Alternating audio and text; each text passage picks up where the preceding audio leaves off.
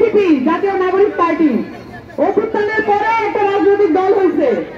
এই রাজনৈতিক দল চাইছে যে একটা ঘোষণাপত্র হোক। আপনারা জানেন তো নাকি? আপনারা এই ঘোষণাপত্রের দাবিতে ঢাকায় গেছিলেন না? এই ঘোষণাপত্রটা কি হয়েছে?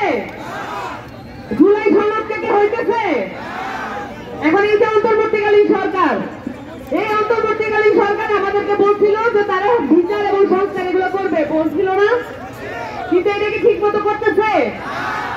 কিন্তু এলাকায় চাঁদাবাজি চলতেছে, চলতেছে না? এলাকায় কি দখলদারিত্ব চলতেছে? সন্ত্রাসবাদী কি দেখতেছেন?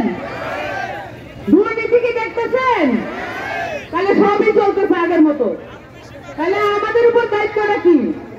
আমাদের উপরে দায়িত্ব হইল এই যে জুলাই সনদ, যেইটা দিয়া লেখা থাকবে যে কোন কোন রাজনৈতিক দল আর কখনো এই সনদের বিপরীতে যাইতে পারবে না। আপনাদেরকে রাষ্ট্রে এটা লিখিত থাকতে হবে, হবে কিনা?